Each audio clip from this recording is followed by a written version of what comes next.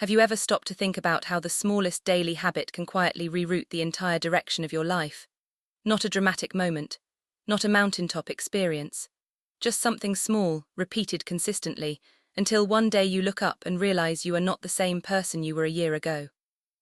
Reading the Bible every day looks simple from the outside, and honestly, that's part of why so many people underestimate it. But over time, and I mean over real, consistent time, something begins to shift inside you. The way you think changes. The way you respond to pressure changes. The way you see yourself, see God, see the battles you're walking through, all of it starts to look different.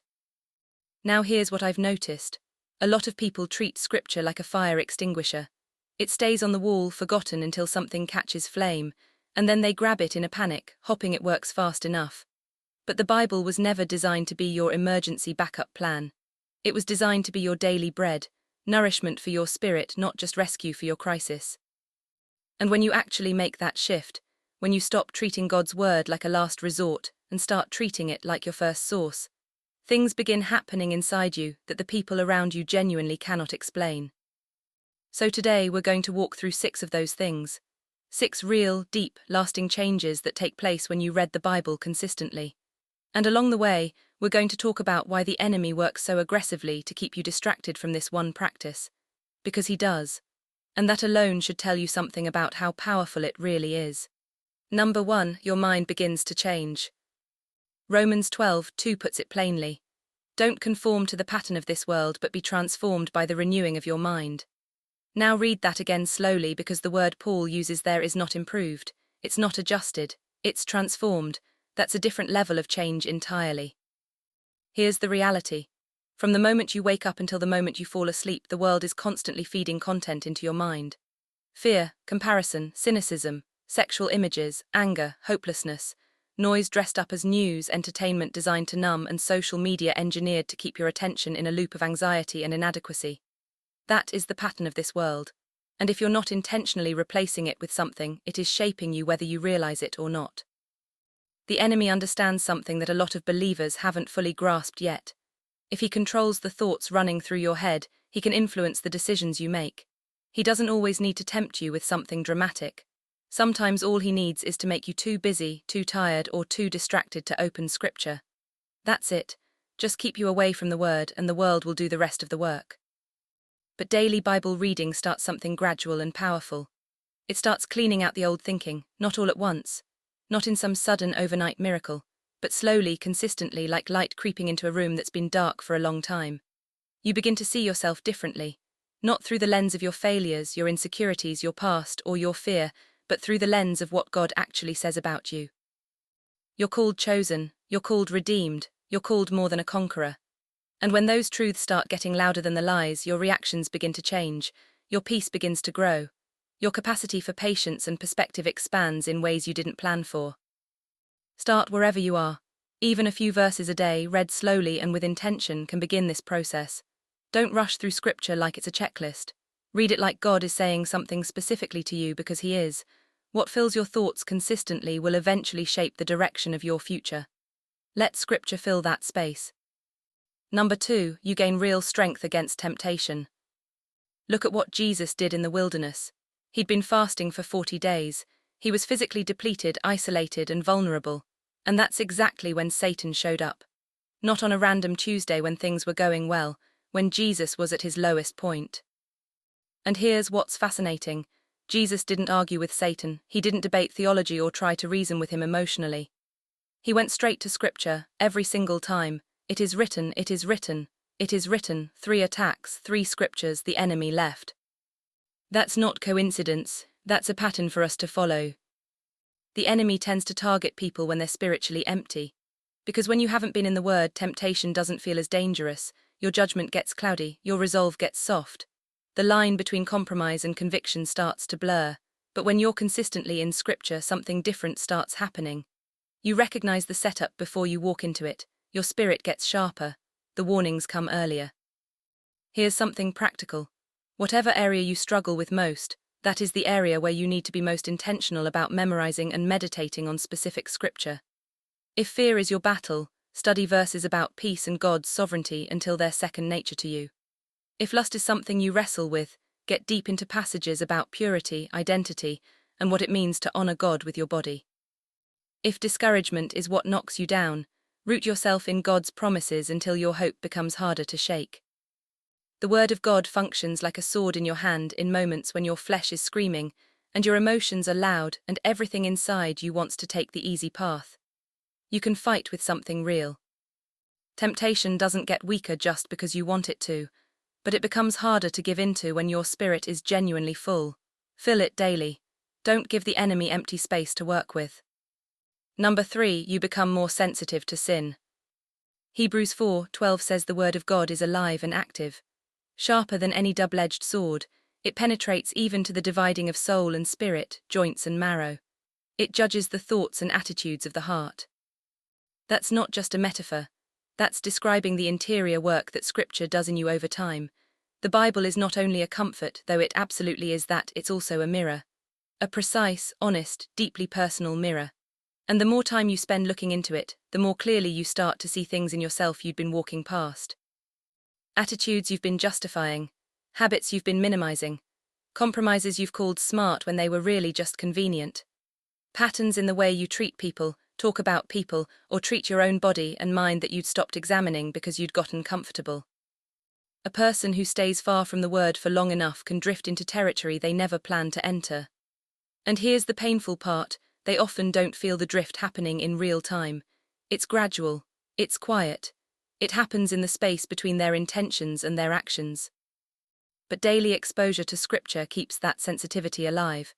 It shines light into the corners, not to shame you into despair but to move you toward healing. And this is where the enemy tries to twist the process. He wants conviction to feel like condemnation. He wants the moment the Holy Spirit nudges you to feel like God is through with you, like you've failed too many times, like you're not worth restoring. Don't believe that. Conviction and condemnation are not the same thing. Condemnation says you are the problem and there's no way forward. Conviction says this specific thing is the problem and here's how we fix it. Conviction is God still working in you. It is evidence that He hasn't stepped back. It's proof that you're still in relationship with a God who cares enough to correct you. When Scripture exposes something, don't run from it, bring it forward.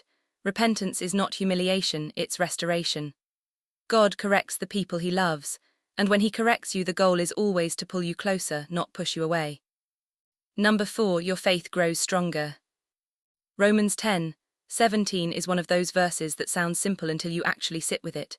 Faith comes by hearing, and hearing by the Word of God, not by feeling, not by experience alone, not by willpower or positive thinking or telling yourself everything is going to be fine. Faith is built through consistent exposure to what God has actually said and actually done. And yet so many believers spend years praying for stronger faith while barely touching the thing that produces it. It's like being dehydrated and praying for hydration while walking past water. The resource is right there, but the habit hasn't been built. The enemy loves spiritual uncertainty. He loves when believers can't tell if God is with them, can't remember if prayer actually works, can't hold on to hope when the waiting stretches long. And he manufactures that uncertainty through distance from the Word. The less you're in Scripture, the more your feelings become your primary source of spiritual information. And feelings are inconsistent. Feelings will tell you God has forgotten you in the middle of a season, where He's actually working on your behalf behind the scenes. But when you're reading the Bible daily, you're constantly being reminded of His track record.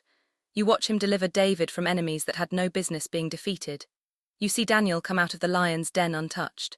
You see Peter, who denied Jesus to save his own skin, restored completely and used to build the early church. You see the resurrection. You remember that the same God who raised Jesus from the grave is the God you're praying to about your situation. And suddenly your problems stop looking as large as they did, not because they got smaller, but because your frame of reference got bigger. Don't let weeks go by without feeding your faith. You wouldn't let weeks go by without feeding your body. Treat the Word with the same urgency. Faith grows when it's fed. When it's starved, doubt fills the space. Number 5, you start hearing God more clearly. This one matters deeply to people who genuinely want to walk with God and not just believe in Him abstractly. Because there's a difference between knowing God exists and actually hearing His voice in your daily life. John 10:27 says, "My sheep hear my voice and I know them and they follow me." That's not a complicated spiritual concept reserved for pastors or missionaries. That's a promise available to every believer, but hearing requires familiarity. You recognize someone's voice when you've spent enough time with them, and you recognize God's voice when you've spent enough time in His Word. Here's what happens practically. The more scripture you've absorbed, the more material the Holy Spirit has to work with when He wants to speak to you. A verse you read 6 months ago rises in your mind at exactly the right moment.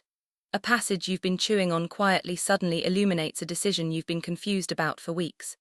A phrase from Scripture floats to the surface when you're standing at a crossroads and you're not sure which direction is right. That's not coincidence. That's God speaking through what you've already placed inside yourself. The enemy thrives in spiritual confusion. He wants you emotionally driven, reactive, easily swayed, constantly second-guessing whether you heard from God or from your own anxiety or from someone else entirely. He wants you too spiritually untethered to tell the difference. And when you're disconnected from Scripture, that confusion becomes much easier for him to sustain. But when you're grounded in the Word, when you know God's character, His consistency, His values, the way He moves, deception becomes harder to sell you. You start recognizing things that don't align with who God is. You start noticing red flags in situations, in relationships, in opportunities. Discernment sharpens. When you sit down to read, don't just study Scripture academically. Slow down enough to listen. Read a passage and then sit quietly for a moment. Ask God what He wants you to take from it today. Let it become a conversation instead of a download. Sometimes one verse, read slowly and prayerfully, answers a question you've been carrying for months. God's voice becomes clearer when His Word becomes familiar. That's not theology, that's experience. Build the familiarity and see what happens. Number 6, your relationship with God deepens. And I want to save this one for last, because it's the one everything else flows out of. Christianity was never supposed to be a cold religious system. It was never meant to be a set of rules you follow from a distance, hoping that compliance earns you access. God's whole heart from the beginning has been relationship. Real, personal, ongoing, growing relationship with the people He created. And relationships do not grow without time and attention. You cannot maintain a deep relationship with someone you never spend time with. It doesn't matter how much you say you love them or believe in them. Intimacy is built in the time. Depth comes from consistent presence. Jeremiah 29:13 says, "You will seek me and find me when you seek me with all your heart." That promise is alive, but it's attached to a condition: wholehearted seeking, not casual when I get around to it seeking, not Sunday morning only seeking, daily, intentional, all-in seeking. The more consistently you sit in Scripture, the more aware you become of God's presence in the ordinary moments of your life. Not just in church, not just in crisis, but in your morning, in your commute, in your decision-making, in your conversations, in your rest. Prayer starts feeling more natural because you've been spending time with the one you're praying to. Worship becomes more personal because you're responding to a God you actually know, not just a God you know about. Trust gets deeper because you've seen His faithfulness documented over and over in His Word, and you've started seeing it documented in your own life too. The enemy wants your relationship with God to stay shallow, because shallow faith is fragile. It bends under pressure and breaks under extended trial. A person with shallow roots can't survive a serious storm, but deep roots are built through time in the Word. Consistent, unglamorous, faithful time in Scripture. And when the storms come, and they will, you're anchored to something that doesn't move. Don't approach the Bible like a homework assignment. Don't approach it like an obligation you're clearing off a spiritual to-do list. Approach it like a letter from someone who knows you completely and loves you anyway. Approach it like a conversation with your Father, because that's what it is. Every page reveals more of who He is, and the more you know who He is, the more everything else finds its proper place.